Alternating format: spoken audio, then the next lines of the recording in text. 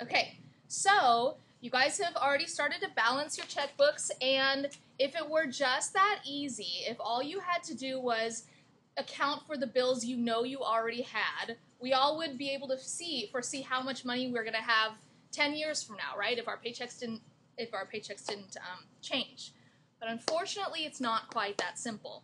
There are a lot of things that come up in life that we don't know exist. That we're like, let's say you get into a car accident, and now you have to pay for whatever the repairs are and that kind of thing. So that's what we're going to do next, okay? Let me go ahead and hand out. Actually, can I have a volunteer hand out these, please? Thank you, Caleb. Okay.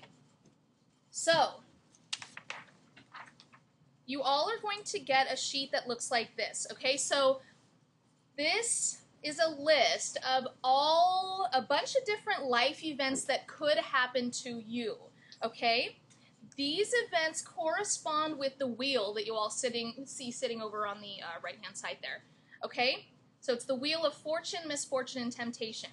So each of you is going to come up and spin the wheel, and it's going to land on a number. That number corresponds to something on here. So let's say that I go up and I spin number 5.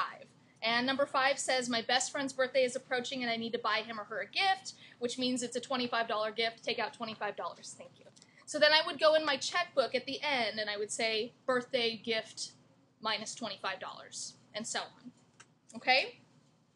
Questions on that part of it? Okay. Now, this is where, so you guys, some of you were asking about the ones with the stars.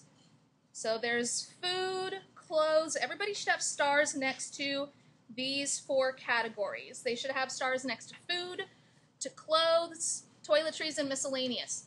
Some of you are going to get into a spot where you can no longer afford things. Excuse me. So some of you may lose your job, which means you collect unemployment, which means you can't afford $290 worth of miscellaneous things, so you can adjust the ones with the stars to be able to afford your life. Okay?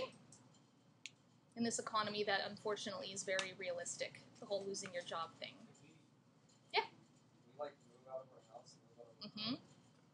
You can, okay, the only way you can make adjustments to these things, you have to start with the food, clothes, toiletries, or miscellaneous first, and then beyond that, if you still can't afford things, you can sell your car and use public transportation, or you can move into a different place. But you can only do that if you're in a real bind, okay? Any questions? You can't, no. I know, Mason is very upset about spending frivolously in restaurants and on clothes. But until you can't afford it, that's what you have to pay. Any questions?